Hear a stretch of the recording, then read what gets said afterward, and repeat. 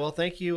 Welcome to another Faith Horizons podcast. Today I'm here with Bob and Heather. And what is your organization's name? The Co-op at Shoal Creek. The company is the Co-op LLC. So the company is the Co-op LLC.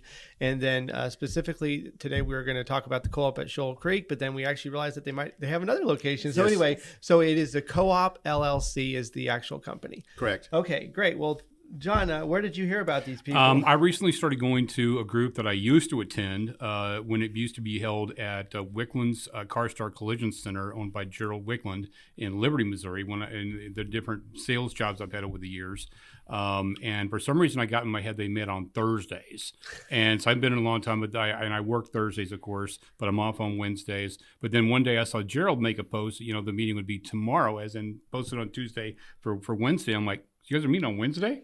So I decided, okay, I'm going to start going to this and then found out you can, unlike some networking groups, you can only go represent one company. These guys are flexible. I'm flexible. My middle name is Flexible. Anyway, they will let you represent multiple organizations. That's cool, yeah. So I represent us, this podcast, Eternity Ready Radio, AEHEA. I talk about my podcast, and they're great with that. So I started going to that on some Wednesday mornings, which I'm trying to balance things because I wanted to go like 1 week to my church men's breakfast, 1 week to that. Now I'm going to the AAHEA office on Wednesday morning, so got to figure out how to do that. But anyway, they're in a very convenient location. I live down by World's Fund, so they're only like basically one exit. So the new location is? No, the current location. Okay. Location. Okay. They're only like one or two exits north of me from where I live. Yeah. And and they're right at the corner of Church Road and Pleasant Valley Road, right off of I-35. Oh, great. Just south of Liberty. And former location of Pleasant Valley Baptist Church. It's called Shoal Creek Community Church. If you go in the building, you'll see signs that will direct you to go upstairs to the meeting space there. And they have a big, nice room. Big, like fellowship hall. That's awesome. Yeah. And they have different businesses that come there every week. Several people will come. There'll be one main speaker each week. Yeah. And then they'll have some video done of them. And but everybody gets to introduce themselves and talk about what business they're with and things like that. So that's cool. So I met these guys and I said, hey, I co-host this podcast, Faith Horizons, Discovering the Kingdom of God in Kansas City. And they're like, yeah, we'd love to be on that. And here's what we do. And I'm like, okay, great. Let's get you scheduled. And so here they are, right? Yeah. And www.coopshowcreek.com. Yeah, and they've got a second location now in Excelsior Springs United Methodist Church. Yeah, we'll talk about that. Missouri, and cool. Possibly a third location by the beginning of 2026. Gotta love that. That's our hope. That's so good. Yeah. Well, thank you guys for being here. So Thanks for having us. I'm just trying to figure out about. So how did you? So welcome. Thank you guys for being here. Anyway, so how did you guys get started in this space, and specifically, what is it that you guys do? Should we start with our story first? We should start with our story. Yeah, that's very good. Well, Heather and I both worked at a previous co-working enterprise called iWorks. In fact, I was one of the founders. And we rode that. We started that in 2015, and it's still going today. That's the one in North Kansas City, right? That's correct. Been there. There's one in North Kansas City. There's one in Gladstone. And we spun off two other businesses from that were very similar conceptually. Is that iPhone stuff or? Nope, it's iWorks, IWERX. And it's co-working. iWorks. Yeah, okay. Yeah, we built out 34,000 square feet in a warehouse, and then we partnered with the city of Gladstone and built out another 36,000 feet of a office building they had up there, and a couple other things that we did. And different chambers of commerce and networking groups like to meet at places like theirs. Yeah, that's correct. Yeah, and so that's very salient to the story because Heather came in and started working with us in 2021. Yeah, about there. Yeah, beginning 2021. of 21. We were really good at filling office spaces, but the one thing that we weren't particularly adept at was filling what I like to call our business assets, conference rooms. We had a big pavilion in the one in North Kansas City. And so we asked Heather to come in and help us with that, and she just blew it out of the water. Oh, that's awesome. We had a goal, and she just blew right by it. 2022 came. There were some changes in the wind. I ended up leaving the organization as one of the founders. I sold my equity, and Heather, as her journey would take her to another co-working space down in Overland Park called The Grid. Oh yeah, And so I've heard of it. both Heather and I live in Liberty, and we were missing each other. So we said, well, let's get together for a cup of coffee. So we got together for a cup of coffee on, I think it was between Thanksgiving and Christmas. Right. And what year was this again? This is 22. Okay, so 2022. 2022. Okay. And so we're sitting there having a conversation and reminiscing and talking about what we like about what we're doing now, and mostly what we didn't like what we're doing now. And one of the things that we missed was this whole networking dynamic. Yeah. And because we had, part of it was the group that we had Mm-hmm. in North Kansas City, very cerebral, very intellectual, very open-minded, very engaging. And it was just rewarding every Wednesday morning to get together with them. And we said, wouldn't it be cool if we could find a place in Liberty where we could just hang out? Maybe they'd give us a space we could use on a Wednesday. If there's an office, that'd be great. I was working out of my home office at the time. And so right about the time we get up to leave this conversation we're having, this gentleman, he's like a shadow character in a Hallmark movie, right? This really good looking older gentleman. He just reaches out like out of nowhere, but he was sitting right next to us, of course. And he hands Heather his card and he says, hey, maybe I'll have something for you. Maybe I got something for you. And so this is where Heather can pick up the story. So I took his business card and I kind of just tucked it away in my little portfolio because I thought, oh, that's a little weird, but okay. And I went on about my day and I made it through the holidays, and I realized I really hated making a 3-hour, spending 3 hours in my car driving to the grid and back every day. And I was like, I can't do this. Yeah. So I went ahead and I put my notice in because I was missing my family, and I was like, I don't want to do this drive. Family comes first. Every time. And so I'm packing up my desk to leave this job on my last day, and his card falls out of my portfolio and lands right in the middle of my desk. And I was like, I'm listening. Okay. Yeah, no such thing as coincidence. No. Only God ordained appointments, right? The Holy Spirit's like, do I have to make it any more clear? Yes. I tell Bob all the time. There you go. Right. There you go. I need neon signs. There you go.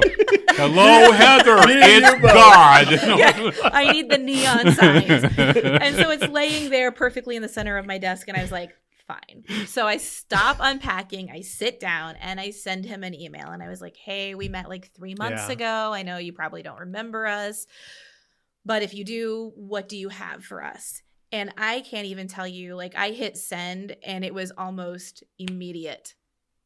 I can't tell you over email. You have to come and see it. And I was like, oh no. Okay, this is still really weird. And I'm like, but what, the card's there. What am I going to do? I'm going to go. If God told you to go, you got to go. See this guy who she met once in the coffee shop. Yeah. No idea who he is. No idea what she's walking into. But I'm going to go. You just go like this and just go on. I'm in. But I love how God does stuff like that. Yeah. I mean, my current full-time job does not, I don't get to network for them. Yeah.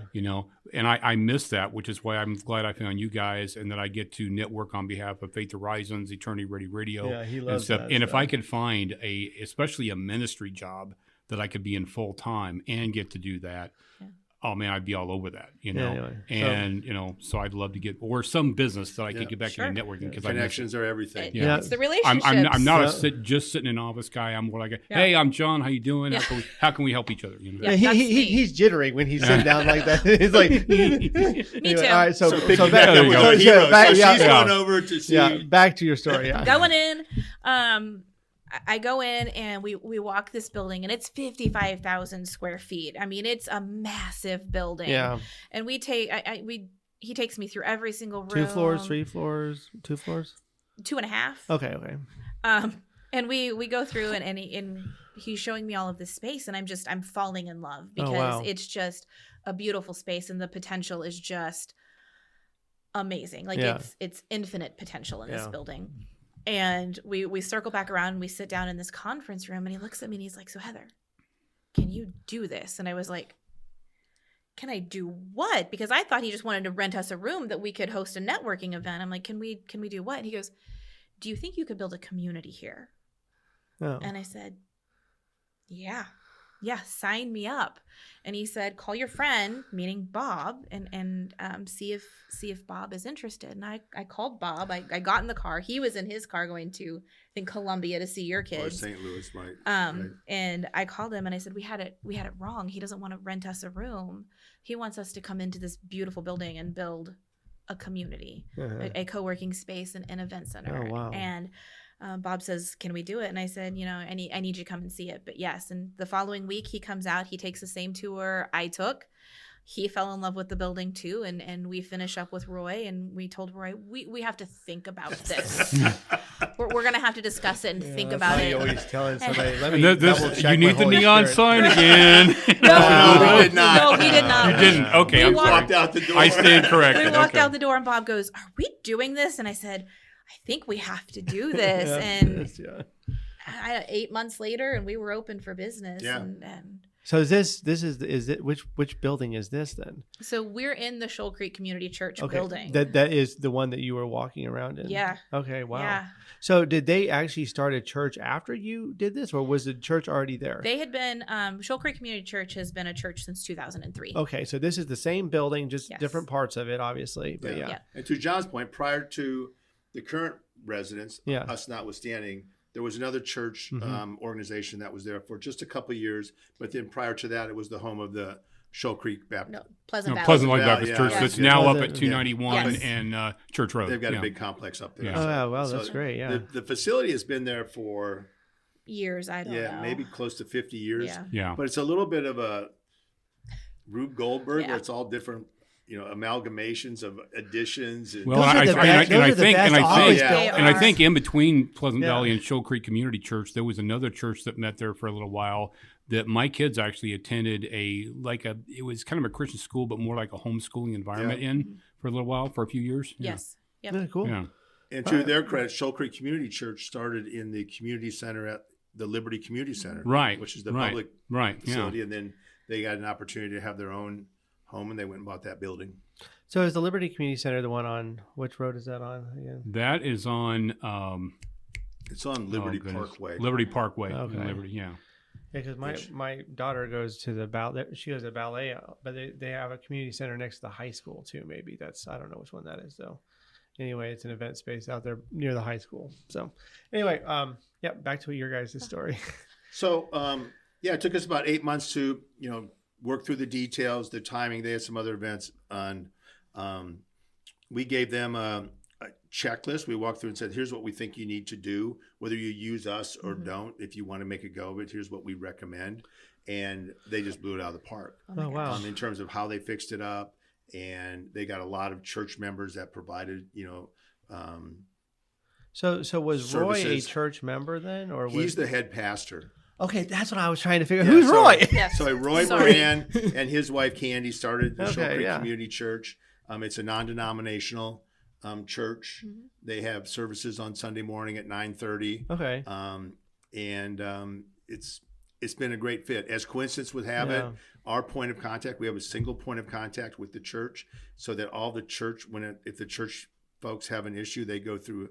His name's Jason Perry, and conversely, if the business folks have an issue, they can only go through us. Mm-hmm. And so having this single point of contact really helps with the communication and accountability. Turns out that I knew Jason from Oh, that's great. several years Yeah, ago. Our that's sons great. went to high school together. So Yeah. that was fantastic that we Yeah. got to have this bond. And now we've been working together for the better part of 3 years. And it's been a fantastic ride so far. So, so what is it specifically that you guys do? You said the iWorks space. Everybody just assumes like everybody understands what this is. So basically, this is monthly rental facility for businesses. To just explain a little bit of what like the little details of what you provide. You want to talk about offices, and I can talk about events? I mean, it doesn't Sure. matter. What we try to do, again, our mission is to help small businesses grow. Yep, that's awesome. And one of the ways we do that is to try to break down barriers to starting a business. Okay. And frequently we get people that come to us who have already started their business. They're operating out of their house. They need a bigger facility, yeah. or they're needing different services, or they feel isolated because it's a very isolated journey starting a business. And so we try to address those. And we do that by making it very easy to come in. You look at the office, you pay one fee. There's no triple net. There's no utilities. There's nothing. You pay this one fee for the office. It's all month to month. If you're not making a go of it, Yeah. you can get out. If you grow out of it, you can move on to better. In our world, that's a success. Mm-hmm. If we nurture businesses that grow Uh-huh. and they exceed our space, they need something bigger. That's a good thing. That's Yes. that's an absolute win for us. Yeah. And so we have that. We've had We've had businesses in the space that have outgrown the space they took, but when we've been able to facilitate additional space. I was going to say you could find a bigger space for them. Yeah, and what's been fun to watch from it's almost like they're laddering up. You know, it's been fun to watch from our purview. The church become more opportunistic about the facilities. There was one space that we called the couch room that was used by one group and we're like, Jason, can you maybe make that into an office? And it was like 2 weeks later, and we had one of our single office person move into that suite, and then that opened up an office that somebody else got. And it was all kinds of dominoes, and it was a beautiful thing. So do they actually, if they're renting this on a month-to-month basis, do they actually move their stuff into there, or is it more like a community space where everybody can go there? They have private offices. They bring in their own furniture. Okay. If they need us to provide furniture, we do our best to do that. Okay, that makes sense. But no, these are secured offices. They can get in there.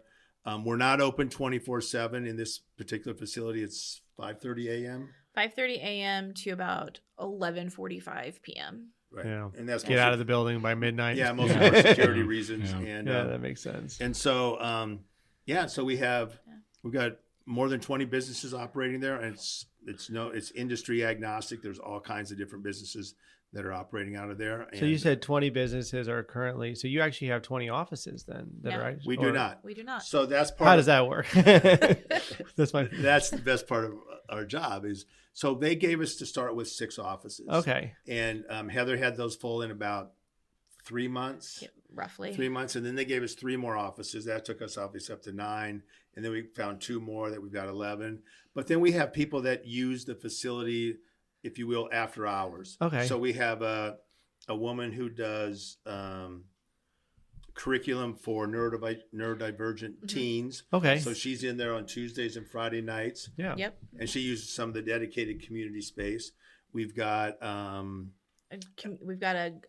theater production company. Oh, great. And they come in and they'll use different spaces to rehearse. They just did Chitty Chitty Bang Bang this fall, and it was amazing. Okay, so, wow. Yeah, they'll come in and they'll do their rehearsals and plan for their next theater production. So what spaces are the after hours groups using? Because obviously they can't use the private offices or something like that. So what spaces are they using? So they typically use more of our event spaces and our conference rooms. Okay, great. Yeah. Yeah. There is a wing too that has classrooms in it. Okay. And it's 2 stories. The lower level is used by a preschool. Yes. Is that right? Yep. And then we have a homeschool group that meets in the upper level 2 days a week. Okay. But then those spaces are available. So we have a occupational therapist that work out of that upper level after hours on Tuesdays and Thursdays, Wednesdays and Fridays. Tuesday, Wednesday, Thursday. I was close. Why? Yeah, I'm just asking like some of the particulars because you're going to be able to do this with any space you go into. You'll have some similar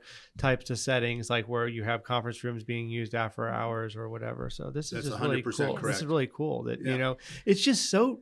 I mean, I don't know. I love buildings. I clean buildings for a living, so I clean lots of churches. I clean over 13 churches in Kansas City right now, and then continue to increase the amount of churches. And I think our company that I work for has over 20 plus churches we are cleaning. Anyway, but man, buildings have a calling too. They do. They have absolutely. a mission. There's a mission on that building. And that God's like, I want to get what I set this thing in place out for. Whether it's facilitating businesses or whatever. Well, and if they go to your website, coopshoalcreek.com, it says it's a co-op workspace, flexible workstations, prime location, modern amenities, networking opportunities, an inspiring environment, and it's where you can experience the future of work. And I think that is kind of the future because there are so many people that they could work at home. Maybe they don't want to work at home. They don't want to go into the office. They want their own space, even if they work in a place that has office space available. But so they can get with you guys and rent one of your, spaces and go work at their own pace, at their own hours. That's so good. Set up their own little, their own little world there, basically. Yeah, it's been really interesting. The last about 6 weeks, we have been doing some video interviews with our members. We were mostly using them for a presentation we did up in Excelsior Springs at the Connecting Entrepreneurial Communities Conference, which is put on by the University of Missouri Extension. And there were folks in there from all over the state. But we wanted to, instead of sort of telling our story, we wanted to show our story through the eyes and ears and mouths of our members, which is what we call everybody wants that our nowadays. tenants. Yeah. And so it was I don't know. For me, it was very eye-opening because we were hearing things that we've never thought about or that we've never merchandised or marketed. One of them was this idea of a woman who is working out of her house. She's an inventor. She was working out of her house and she liked coming into a co-working space because other people were coming into work at the same time. There was a psychological part of that bridged that isolation that she had at home. And then another woman had worked at another co-working space and she just liked the vibe. And it was, she said, I don't feel like I'm coming into a church. I feel like I'm coming into a community. It was really, I was going to say, very telling. I was going to say, that's why coffee shops thrive. Coffee shops thrive because you go in, there's other people there and it's actually functioning. It's working, So like I've been to coffee shops before, there's nobody there. It's like, So you're in one church and you've got a second location in another one. And I think, and Heather, you mentioned to me right away when I met you, we try to create community within churches. Yes. So you want to expand a little bit more on that. So a little bit of my backstory of why I love what we're doing is I grew up in a church. I grew up in Inglewood Baptist Church in Gladstone. Know exactly where that's at. Yes. And in my grandparents helped found that church. And so, really, that's awesome. That's awesome. And so I grew up there. So it was like home, right? Yeah. Like we grew up in my heyday, and when I was a teenager, we were doing 3 services a week. We had all of these outreach ministries. It was booming and it was fun, and that was my community. And unfortunately, like some churches do, it split. Right. And then it split again, and it became stagnant. There were folks that weren't willing to change and go into the community and provide the things that the community needed at the time. Did you know if they ever brought in a church consultant? They did not. Okay. No, yeah, they weren't. I'm in online training to become a professional church consultant. They weren't interested. you gotta be able to receive. Yeah. And that is how church. I gotta say, I know some churches in my personal life that are like this. If churches are not willing to change, that's how churches die. Yeah. And it doesn't happen overnight. It's a slow fade. As a matter of fact, Tom Rainier, that heads up churchanswers.com, wrote a book called the Autopsy of a Deceased Church. I have it. I've read it. And he went into his hometown one year after not being there for like 10 years, right? And the town had practically faded away. Mm-hmm. Businesses are boarded up. Houses are boarded up. Dust all over the place. And the places that he's looking through the windows are boarded up. And he goes to people that have lived there the whole time and goes, "What happened?" They're like, "What do you mean?" They couldn't see the clear deterioration right around them. No. So anyway, and they were right in the middle of it. Yeah. So back to Inglewood Church. So Inglewood Church is no longer. Yeah. Okay. It's gone. And that was from the inability to pivot or change or make those changes. Yeah. And what I love about what we're doing is we're utilizing space that isn't used, at Shoal Creek. Yeah. And so it's like breathing life back into unused spaces. So good, yeah. And so you're building that community, and hopefully, people won't have to go through what I went through with Inglewood. Well, that's absolutely good, yeah. And that's that's part of the appeal, I think, for the churches.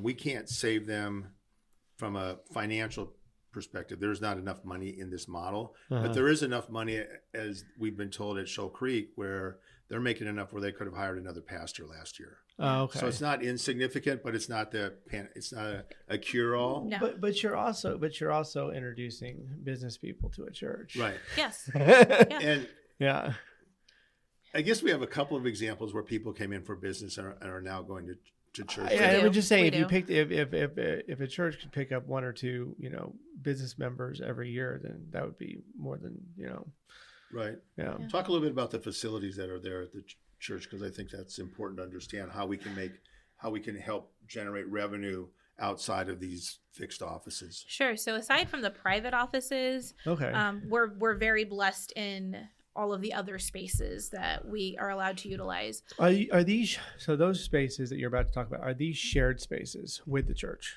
Yes. Okay, that's what I'm trying to figure out. Yeah. So there's some shared spaces that make sense. The only spaces that are not shared are the private offices. Okay, got it. Everything else is shared. Okay. We share a calendar, so everything we can see what the church is doing. That's what I figured. I figured they can see what we're doing, and we work cohesively great, that way. But we have the space where we hold the Liberty Small Business Networking Group, which is a beautiful, we call it the medium event space. It's the alcove. It'll hold about 200 people. Oh, that's great. Yeah. And it has a full kitchen, and it's got your AV, so whatever you would need.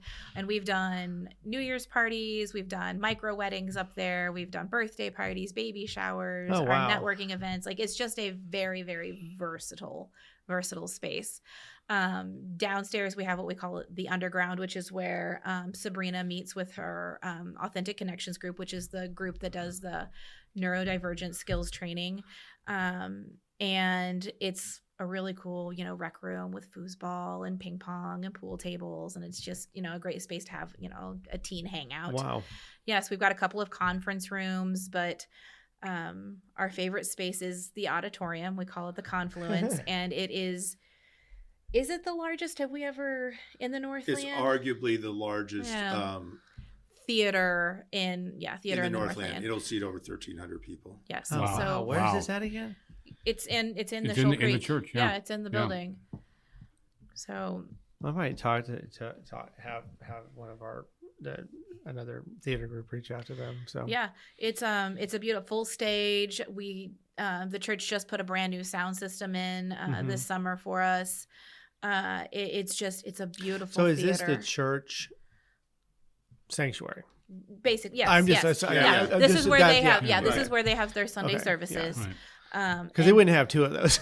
Right, no. I know. No, But I think that's a fair question because, yeah. and we'll talk about where we're going next here in Yeah. a bit, but it is what I would call the prototypical non-denominational church where Okay. the auditorium is where they worship. Yeah. Yes. But it's not a sanctuary Yeah. in the traditional architectural Right. sense. Right. Yeah. No. Well, that most churches are converting to this Right. multi-use function stuff. So Yeah. yeah. And it doesn't have to be, and anywhere you worship does not have to be a traditional sanctuary. No, that's right. No. It's wherever God's people can go. A close friend of You mine know, in media God calls will be it- there. calls them sanctuariums. Sanctuary. Well, but the other cool thing about it is, let's say somebody comes in and they want to rent some of your space, and let's say they don't have a church home right now. They walk in and they might go, I don't have a church home right now. Maybe I should come visit this Yeah. church. We have people that And you may end up connecting those people with that church Yeah. family. So We you're do. able to create events out of the auditorium as well. my Then goodness, yes. No, that's incredible. That's a lot. I mean, they should be high dollar amount rentals then for that space anyway. Yes. At least, yeah. We do a lot of events in there. We have a monthly magic show called Magic on Edge, Oh, where you wow. can come in and see a magic show. 3 times a year we do book fairs, so you can come in and support your local Kansas City authors. They'll be there to sign books. We do a kids literary festival in the spring. Let's see, what else have we done in there? This year we hosted the Missouri Jugglers. So we had the 2025 Missouri Juggling Festival. We had 150 jugglers in there performing. It was a blast. They had fire dancers. It was a good time. That's awesome. Yeah. Cool, you mentioned that because I have a cousin that I've been discovering more of my extended family since like 2008. My sister goes in to do a blood draw one day, the place she has that done. And this lady goes, I've been meaning to meet you forever because your name keeps coming up and I'm a lost too. And she connects her with me, and I connect her with some of my extended family on my grandfather's side. And I told my cousin Stephen, I says, hey, this gal had a relative that was a circus juggler.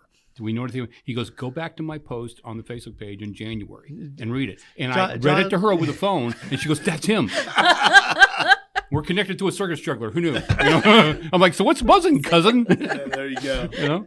And then we would be remiss not to promote the production by our theater production of Chitty Yeah. Chitty Bang Bang. Yeah. That was an 8-night Oh my gosh, and it was amazing. campaign. They had the car and they drove it through the theater. Oh wow! very I wish I would have known about that. It was immersive. I love classic movies. I would have definitely come to Yeah, that. so Yeah, it's it very was- immersive. It was yeah. beautiful. very well done. Yeah, And that's it what was one a of my lot of fun. podcasts is about: classic movies and TV. Yeah. So yeah. So that gives you some idea of the range of opportunities that these Events that properties you're willing avail. to put on and facilitate. So Yeah. all right, so I have a question because I'm just like a logistics person. So you're currently calling it the co-op at shoalcreek.com. Are you going to have different websites for every one of your locations, or are you going to have?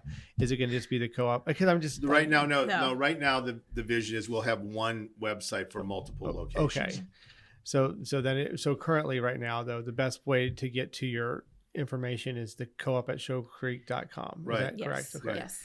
Okay, that's great. Because I'm just like thinking, because I'm like, I know the Westport Plex Pod and this Plex Pod and that Plex Pod, they Right. all have their own websites. I'm like, I don't know, whatever. No. It kind of worked out. It's interesting though. You mentioned PlexPod because Gerald Smith is the one who started the PlexPods. And Yeah. when we started iWorks back in 2014, there were only about 6 co-working spaces in Kansas City, Yeah. maybe 8. Don't Yeah. hold me to the number. We thought there would be 60 by 2020. Well, then COVID came. We've washed through that. My guess is now we're well beyond 60 Okay. in Kansas City. Yeah. Because it's not just general co-working. Yeah. There's very unique co-working relative to different industries and professions. So it's a very tenable model. I just mentioned PlexPod because this is similar. iWorks, PlexPod. These are the type of industries that you're basically very similar industries. I think PlexPod is a perfectly appropriate comparison, very much so. And like I said, I mean, it's obviously not a church. They don't have churches. No, so but they did a school. Yeah, the one in Midtown. That one. Yeah. Yeah, I love that one. Yeah. So the Westport PlexPod. Yeah. Anyway, well, cool, man. That's awesome. So you have 3 locations now. Is that correct? Or no, 2 or We have 2. Yeah, two. we have 2. We have We'll 2. talk a little bit about the new one. What's the second? Yeah, what's the second? The second one location? is at the First United Methodist Church of Excelsior Springs. Okay. And interestingly enough, and you touched on a couple of these points, which I think are very valid. They surveyed their congregation back in 2024 and wanting to know assets they thought they had for the community in different parts of their model. And one of the things that kept coming up was they felt like their building was an incredible asset that they could somehow share with the community. So understanding where we were in our business at the time, the word was just starting to get out. Yeah. During 2024 into 2025, there was rarely a month where we weren't talking to at least 5 other churches that were interested in doing what we were doing at Shoal Creek.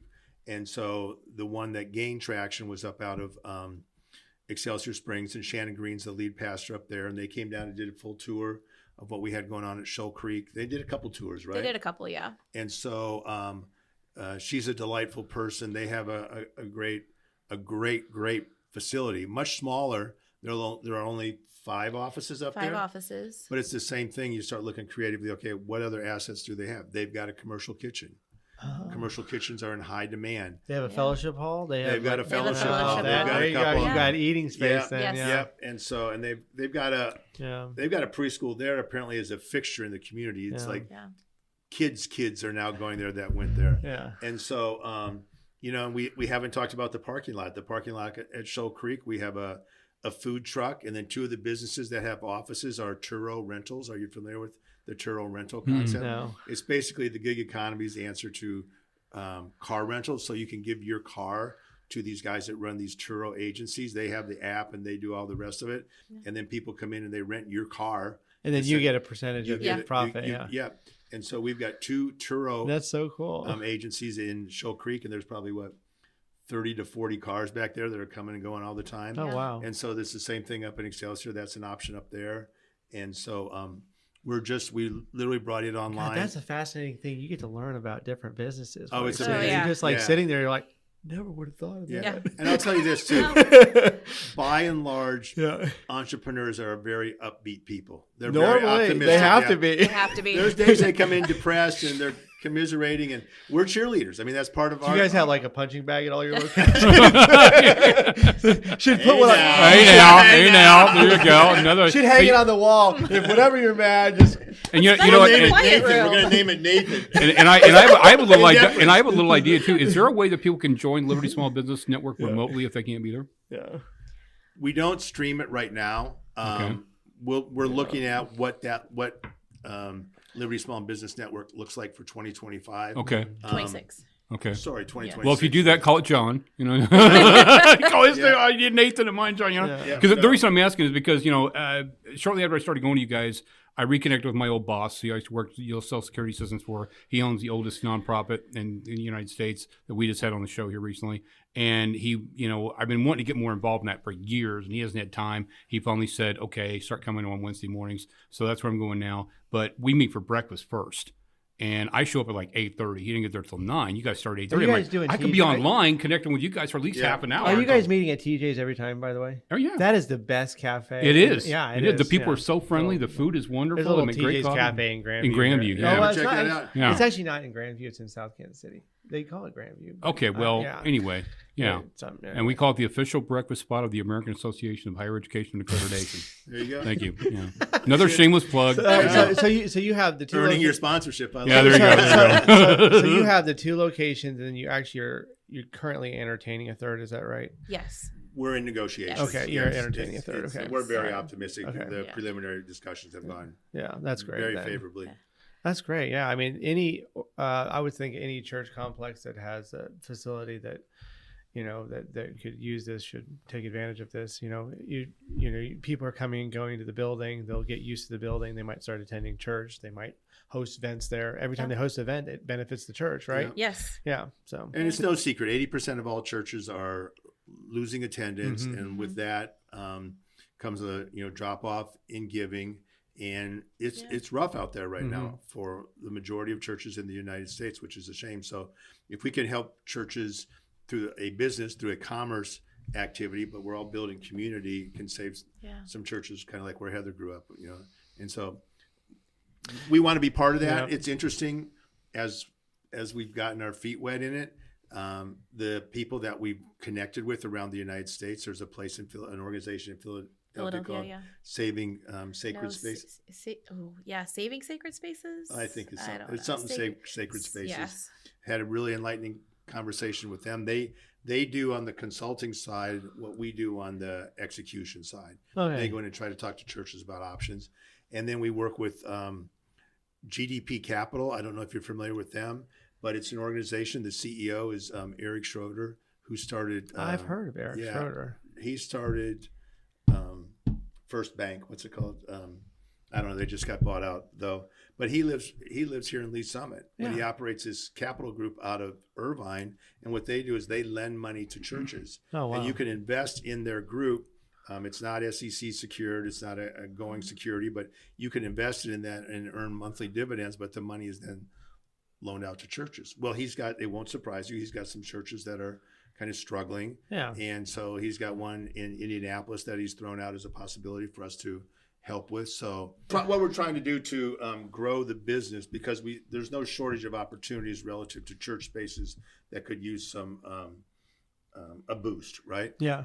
But we're very conscious of, because again, our mission is one thing, but our purpose is to build community, right? Yeah. Yeah. Absolutely. And so what we want to be sure is that we can duplicate what we're doing, but keep that culture at every location. Yeah. Absolutely. And we're not sure yet how to do that. We know that we've got to be laser focused on that, but we know what we don't want to do. And Heather can talk a little bit about an experience of where she was working in Overland Park that was managed by a third-party organization that was out of Kentucky. Right. Yeah, so they were a nationwide management company, so they weren't really boots on the ground. They weren't in the building, so they didn't, they weren't really involved in what was happening inside the building.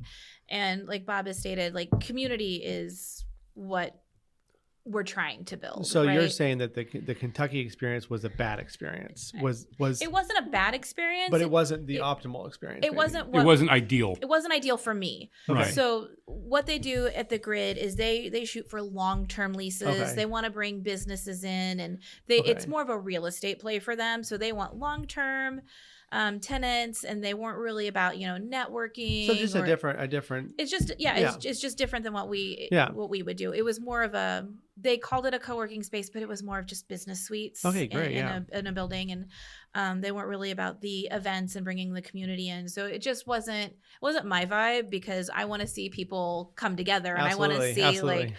I want to see our members across the hall sharing stories and working together and building new things. Yeah. And that's what I love. That's where I thrive. And it just, it wasn't that. It wasn't, we weren't getting to know our people. They were tenants and not members. And it was just, they come and go, and we didn't really know them. And that's not what I wanted. I wanted that personal touch. Yeah. I think that experience is invaluable for us in terms of where we're going to take this business. It's about relationships. 100%. So are you often in the building? Are you officing out of the building? I'm just asking.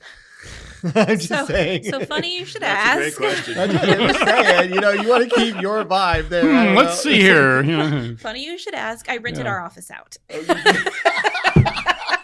Oh no, you didn't. I did. But that's it. We're in the building every day. Yes. Okay, And- okay, good. And that's another good, thing yeah. we'll be exploring. As So we grow is it currently geographically. just the two of you that are in leadership over this right now? Correct. Okay. Yes. So you're going to need to add 2, 3, 4 more Yeah, people we're looking that over have culture. Yes. Right. Because you got to pass culture. Yes. 100%. Yes. That's yes. actually the hard part. This is Right. the That's hard what part. that's Yeah, our yeah. biggest concern. But we also know we can't be in 3 places. Yeah, that's at what one I time. mean. Yeah. Yes. It's like totally Well, and you understand. know what? I might have a way to be able to help you guys as well, because AHEA is we're about to start reaching out to churches to be Yeah. members of our organization, stuff like that. And so if we get churches that want to get on board, it may just be via email and so that, but it may require us to actually go there sometimes and meet Sure. with them. If they do, and it looks like they might have a space that might be conducive. Hey, Bob, seriously, I wouldn't have an issue at all with doing that. Yeah. No, the good thing You know? about this business model also for both parties, for the co-op and for the churches, is there's very little upfront investment. Oh, yeah. I think Shoal Creek probably spent more than almost any other facility that we'll go into will have to. Part of it was a little bit dated. They needed to upgrade. Yeah, they were Yeah. coming out of COVID, and so the staff was no longer working in the church. So some things were, I'll say a very slight disrepair. The whole thing, I think, will be $30,000 investment up front. Uh-huh. Up at Excelsior Springs, I'll be surprised if the overall investment, the capital investment, is $5,000. Yeah. Well, I mean, you think of a $35,000 investment. You put that on a 30-year loan. Whatever. Right. It's a very small amount. We of paid money. that back last year. Yeah, that's Yeah. what I mean. In year one. Yeah, that's what I'm saying. You can delay the actual real cost. Right. So yeah. So They took it out of their capital fund, which is neither here nor there. One of the other questions that might be intriguing to your listeners, we get asked occasionally, I'm actually surprised we don't get asked it more often by the churches, is what implications does it have on their tax categories, right?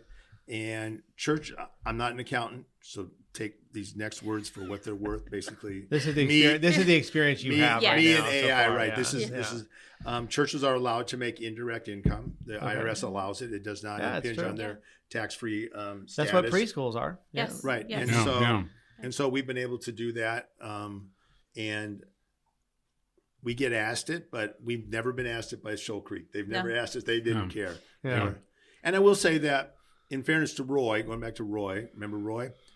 Roy has a very entrepreneurial mind to start with. They were actually looking at some other businesses to possibly take into that space. Yeah. And they couldn't make the other ones happen. And God had a different plan for that space. My church houses Outreach Christian Schools High School. Yeah. I mean, I think that one of the places that's really done this to the extreme is the church. What's the big Methodist church on 135th Street? Core owns all the businesses out front. They owned all of that land. It's all rentals that they rent the space from, or they don't own the businesses. They own the real estate. The real estate. And so that's what. It's the same difference. Basically, it's an indirect income stream that the nonprofit has charge over. Based on what you've said, that seems like an appropriate analogy. Yeah. 100%. So, because it would be underneath the nonprofit. The nonprofit has ownership of the facility, and how they use it is up to them. So I guess I'm sure the bylaws. Don't you love bylaws? There's a lot of red tape that you have to go through. That There's bylaws that we've discovered. I'll also say this: we've now effectively put a tent pole in 2 churches, right? And so we learned a lot the first time around, and we made some mistakes. I was going to say you probably figured out easy ways to do And the biggest mistake we made, and shame on us, we should know better, but we didn't get out in front of the frontline people using the church. Oh, right? yeah. We worked with the leadership team, and they for the most part were on board and very supportive, but we didn't get out to the people that were actually using the space. Yeah. And so now all of a sudden they've got to check in on a calendar, or they've got to share the kitchen with somebody. Oh boy. All these different things. And that was a little more turbulent than it needed to be. Yeah. And I will say that, and part of this is due to Pastor Shannon Green up in Excelsior. She's done a terrific job of getting us in front of not just the key people, but the entire congregation. Who's using the church for a Bible study on Wednesday night. Yes. Yeah. Or their quilting group. Or the Boy Scouts. Group. Yeah. Or the youth group, right? Yeah, and so we're very sensitive about that. We've done better. The proof will be in the pudding, as they say. But you learn some things along it. There's not a lot of people that are doing what we're doing. We're finding that out. Yeah. And so there's not really a compass, a guidebook to help us avoid some of those landmines. That's so good. Yeah. Well, thank you for coming on the show today. Did you guys have anything more you wanted to add? I thought that we covered quite a bit. I would just say it's been incredibly rewarding.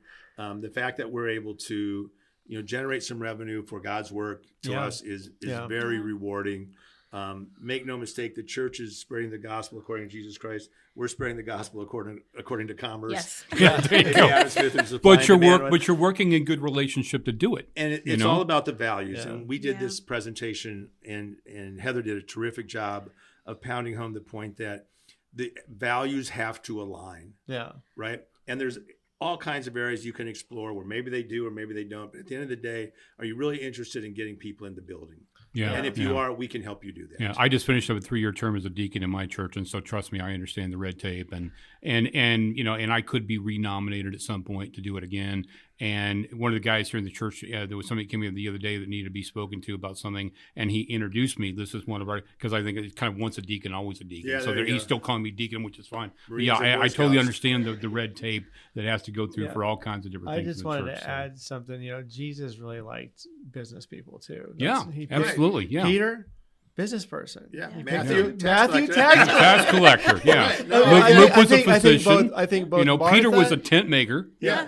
Paul was a tent maker. Paul was a tent maker. I'm sorry. Paul was. That's right. Paul. Both Martha and Mary, I believe, were both part of rich business household. That's what. Yeah, it was the priest he didn't like. Yeah. You had religious people. You had Lydia, who was a seller of purple. I'm just saying, Jesus loves business. Yeah. He gave us the power to create. Yeah. He sincerely did. I'm not. We grasp that when we look at what we're doing. It says in the Bible that it says in order to confirm. I think it's in Genesis. I forget. It's in one of the chapters. It says that he confirms his covenant by giving the ability to, or he confirms his covenant by giving the ability to create wealth. Right. Yeah. He confirms his wants covenant. Us to. Yeah. 100%. Yeah. We absolutely, just want to be able to. He's put us in a world where we have bills to pay. Yes. And that takes money. Yeah. And businesses produce money. Yeah. But then that money is also given back to him and ties in the body of Christ having more money. The right people in the body of Christ having more money is a good thing. Yeah. Even taxes. Yeah. Give unto Rome what is theirs. What is theirs? Yeah. Jesus told, I think it was Peter, whatever, one time to go throw his line in the water and bring out this fish, and there was a coin in it. Go take that and pay the taxes for you and I. Right. Yeah. Absolutely.